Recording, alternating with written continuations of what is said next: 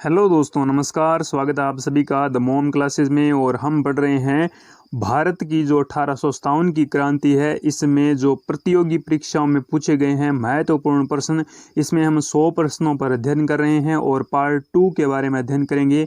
Part first upload किया जा चुका है। अगर वो वीडियो आपने नहीं देखा है तो वो वीडियो ज़रूर देखें। शुरुआत करते हैं आज के सेशन की। और पहला क्वेश्चन रखा गया है, भारतीय संविधानता आंदोलन का सरकारी इतिहासकार। ये सरकारी इतिहासकार किसने लिखा है? तो ये S.N. सेन ने कहा है। भारतीय जो संविधानता आंदोलन है, इसका सरकारी इतिहासकार किसने लिखा है? तो ये S.N. सेन ने लिखा है। भारतीय भाषा में 1857 के विप्लव के कारण पर लिखने वाला प्रथम भारतीय, तो ये सैयद अहमद खां है। काफ़ी बार एग्ज़ाम के अंतर्गत पूछा गया है कि भारतीय जो 1857 की जो क्रांति हुई थी, इसके बारे में प्रथम जो भारतीय है लिखने वाला वो कौन है? तो वो सैयद अहमद खां है। तथाकथित प्रथम राष्ट्रीय स्वतंत्रता संग्राम ना था, न राष्ट्रीय था और न ही स्वतंत्रता संग्राम था, यह कथन है तो ये R.C. मजूमदार का है और कई बार एग्जाम के अंदर पूछा गया है। ये जो स्वतंत्रता संग्राम हुआ था, ये इसके बारे में R.C. मजूमदार कहते हैं कि ये न तो राष्ट्रीय था, न प्रथम था और न ही ये स्वतंत्रता संग्राम था।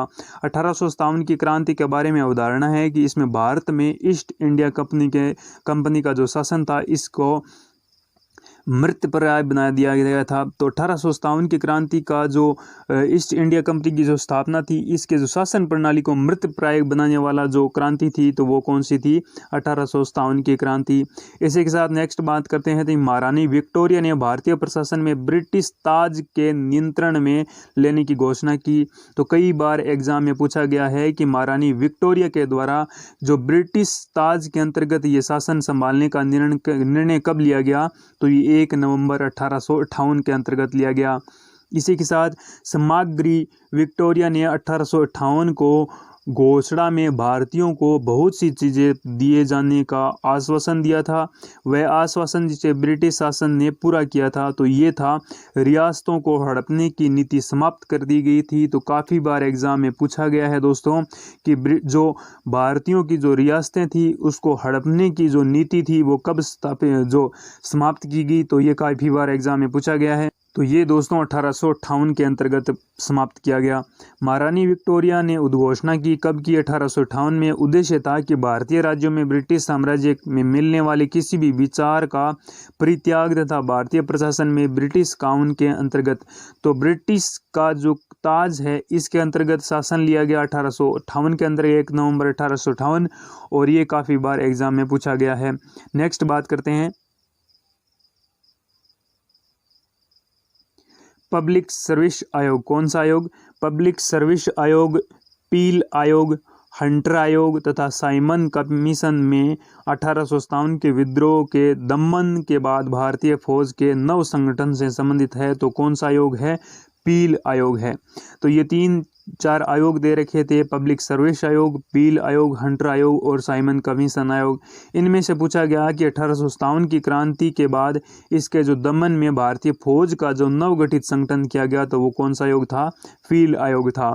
1857 के विद्रोह के बाद ब्रिटिश सरकार ने सिपाहियों का इस प्रांत से चयन किया। तो इसमें गोरखाओं का चयन किया, सिख का चयन किया, या फिर इसके साथ में पंजाबी, उत्तर भारत के अन्य जन आंदोलन का चयन हुआ। 1857 के विद्रोह के ठीक बाद बंगाल में सन्यासी विद्रोह, संथाल विद्रोह, नील उपद्रव तथा पावना उपद्रव विप्लव हुआ। तो कौन सा विप्लव उपलब्ध हुआ? तो ये नील विद्रोह हुआ। दोनों ही क्वेश्चनों को मोस्ट इंपॉर्टेंट लगा सकते हैं। पब्लिक सर्विस आयोग, पील आयोग, हंटर आयोग, साइमन कमीशन आयोग। तो 1857 के दमन के बाद भारतीय फौज का नवगठित संगठन किया गया पील आयोग के अंतर्गत। 1857 के विद्रोह के बाद बंगाल के सन्यासी, स्थाल विद्रोह, नील उपद्रव, पावना उपद्रव, या फिर कौन सा? बंगाल सन्यासी हुआ। तो ये नील विद्रोह हुआ था 1857 की क्रांति के बाद। नेक्स्ट बात करते हैं दोस्तों, काफ़ी इंपॉर्टेंट आज का सेशन, नील कृषकों की दुर्दशा पर लिखी गई पुस्तक नील दर्पण के लेखक है, तो कई बार पूछा गया है। नील दर्पण के लेखक तो ये थे दीन बंधु मित्र। कौन थे? दीन बंधु मित्र के द्वारा नील दर्पण लिखी गई, जो कि नील कृषकों की दुर्दशा पर लिखी गई थी। वंदे मातरम जो गीत है, इसके रचयिता कौन है? तो ये कई बार एग्जाम में पूछा गया है, तो ये बंकिम चंद्र चटर्जी है। आनंद मठ उपन्यास की कथा वस्तु आधारित है, तो आनंद मठ से लिया गया था वंदे मातरम, और इसके रचयिता थे बंकिम चंद्र चटर्जी। और इसकी जो कथा वस्तु आधारित थी, तो ये क्या थी? सन्यासी विद्रोह था। क्या था? सन्यासी विद्रोह। और हम सब नहीं जानते इस क्वेश्चन के बारे में, तो ये ज़्यादा ध्यान में रखना। वह विद्रोह जिसका उल्लेख बंकिम चंद्र चटर्जी ने अपने उपन्यास आनंद मठ में किया है, तो ये प्रसिद्ध किया है, तो ये कौन सा विद्रोह था? सन्यासी विद्रोह था। कई बार एग्जाम में पूछा गया है। मुंगेर की ब्रिहायाताल में विरोध का उद्देश्य था, तो ये बकास्त भूमि की वापसी की मांग थी। कौन सी भूमि? बकास्त भूमि की मांग की वापसी की मांग थी मुंगेर के अंतर्गत। 19वीं शताब्दी के दौरान होने वाली वहाबी आंदोलन। कौन सा? वहाबी आंदोलन, जो कि 19वीं शताब्दी में शुरू हुआ। इसका मुख्य केंद्र कौन था? तो ये बिहार की राजधानी पटना थी। कुका आंदोलन के संगठित किया। कुका जो आंदोलन है, इसको किसने संगठित किया? तो गुरु राम सिंह ने संगठित किया कुका आंदोलन। पागलपंथी विद्रोह वस्तुतः एक विद्रोह था। ये विद्रोह था गारो का। कौन सा विद्रोह? पागलपंथी जो विद्रोह था, ये इसका विषय वस्तु तो कौन था? एक विद्रोह था, तो ये गारो था। इसी के साथ नेक्स्ट बात करते हैं अगले क्वेश्चन के ऊपर। पागलपंथ स्थापना की गई। जो पागलपंथ बनाया गया, तो ये करम शाह ने बनाया था। फराजी विद्रोह का नेता था, तो ये दादू मियाँ थे। कौन थे? दादू मियाँ है जो ये फराजी विद्रोह के नेता थे, फराजी थे। फराजी के बारे में अध्ययन करें तो हाजी शरीयतुल्लाह के अनुयायी थे। कौन थे? हाजी शरीयतुल्लाह के अनुयायी थे फराजी, और फराजी विद्रोह किया था, तो इसके प्रमुख नेता थे दादू मियाँ। पागलपंथ की स्थापना किसने की? तो करम शाह ने की, हमने देखा। इसी के साथ वेलुथम्पी ने अंग्रेज विरोध आंदोलन का नेतृत्व किया। तो वेलुथम्पी ने अंग्रेज विरोध आंदोलन का नेतृत्व कहाँ से किया? तो ये केरल से किया। महाराष्ट्र में रामोसी कृषक जत्था स्थापित किया।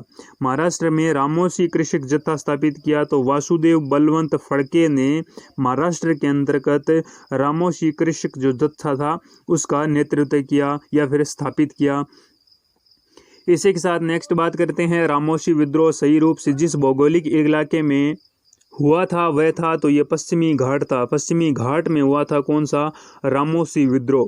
गडकरी विद्रोह का केंद्र था, तो कोल्हापुर। गडकरी विद्रोह का केंद्र था कौन सा स्थान? कोल्हापुर। अब ये बताना कमेंट बॉक्स में कि कोल्हापुर कहाँ पड़ता है। मानव बलि प्रथा पर निषेध करने के कारण अंग्रेजों के विरुद्ध विद्रोह करने वाली जनजाति थी, तो ये खोंद जनजाति ही। अब यह पूछो जाए कि खोंद जनता किस जनजाति के अंतर्गत मानव बलि प्रथा थी? तो ये खोंद जनजाति के अंतर्गत थी, और इस पर प्रतिबंध लगा दिया था अंग्रेजों ने। तो इसका विद्रोह किया था किसने? तो खोंद जनजाति ने किया था। इसी के साथ कोल विद्रोह कब हुआ? तो ये 1831-32 में हुआ, और इसका नेतृत्व किसने किया? तो बुद्ध भगत ने इसका नेतृत्व किया। किस विद्रोह का? कोल विद्रोह का। इसी के साथ नेक्स्ट पूछा जाए कि बगेरा जो विद्रोह है ये कहाँ हुआ? तो बगेरा हुआ बड़ौदा में। कहाँ हुआ? बगेरा विद्रोह बड़ौदा के अंदर। छोटा नागपुर जनजाति विद्रोह हुआ, तो ये 1820 में हुआ। कौन सा? छोटा नागपुर जनजाति विद्रोह कब हुआ? तो ये 1820 के अंदर हुआ। संथाल विद्रोह का नेतृत्व किसने किया? सिंधु कान्हू और भैरव चांद ने। किन्होंने? सिंधु कान्हू और भैरव चांद ने इसका नेतृत्व किया। किस विद्रोह का? संथाल विद्रोह का। 1855 ईस्वी में संथालों ने अंग्रेज कमांडर को हराया, तो मेजर बारो को हराया। कब? 1855 में। और ये जो संथाल विद्रोह है ये किसके नेतृत्व में? सिंधु कान्हू और भैरव चांद के नेतृत्व में, और 1855 में ये हुआ था। इसी के साथ 1855 में संथालों ने किसको हराया? तो जो अंग्रेज कमांडर था मेजर बारो, इसको हराया था। नेक्स्ट बात करें, भील विद्रोह, कोल विद्रोह, रंपा विद्रोह, संथाल विद्रोह में से वह घटना जो महाराष्ट्र में घटित हुई, तो ये भील विद्रोह था। तो महाराष्ट्र में घटित होने वाली घटना कौन सी थी? भील विद्रोह। मेवाड़, बांगड़ और आसपास के क्षेत्रों में भील सामाजिक सुधार के लिए लासोनिया आंदोलन। कौन से क्षेत्र? बागड़ मेवाड़ के आसपास का जो क्षेत्र है, इसमें लासोनिया आंदोलन का सूत्रपात किसने किया? तो ये गोविंद गिरी ने किया था लासोनिया आंदोलन का सूत्रपात। उलगुमन विद्रोह जुड़ा था, तो ये बिरसा मुंडा से जुड़ा था। उलमुगन जो आंदोलन है ये किससे संबंधित है? तो बिरसा मुंडा से संबंधित है।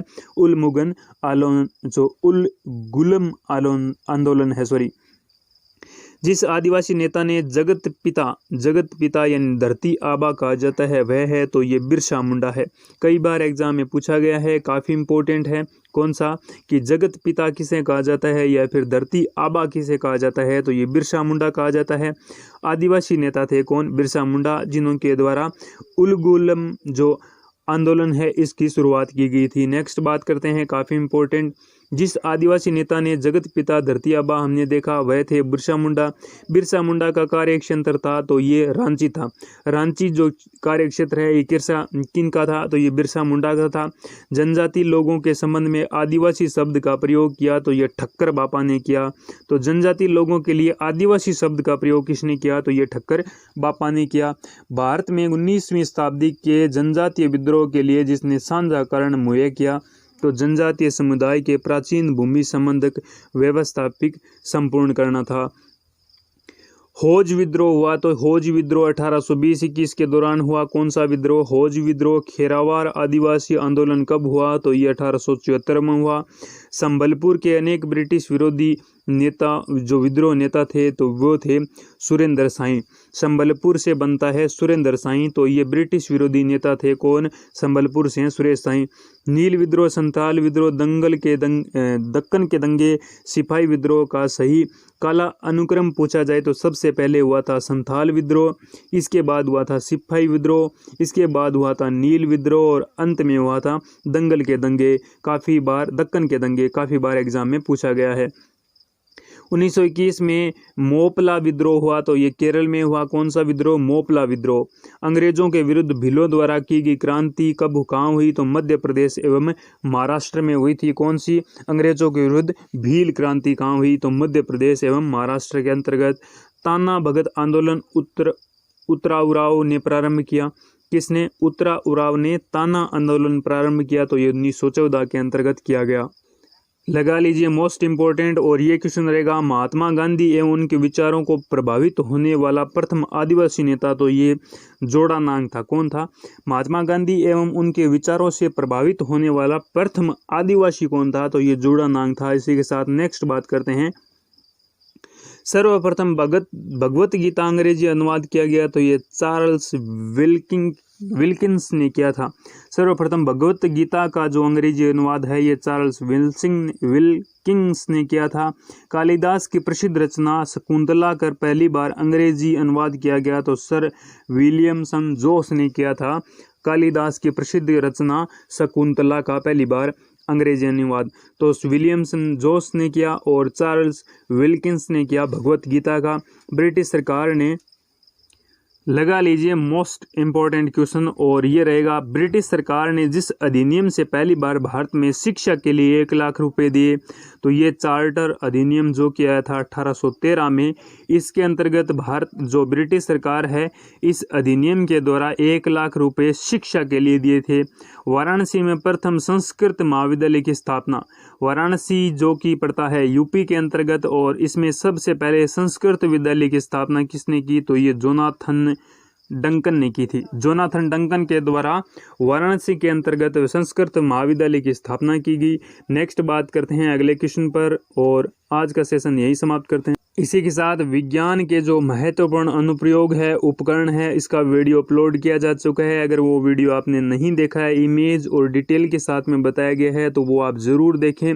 और आप सभी से निवेदन है कि अगर आपको ये वीडियो पसंद आ रहे हैं तो आप अपने दोस्तों के साथ ज़रूर शेयर करें वीडियो को, और चैनल को सब्सक्राइब करें, और ज़्यादा से ज़्यादा लोगों को मातृ विद्यापीठ अर्थात मोम क्लासेस से जोड़ने का प्रयास करें।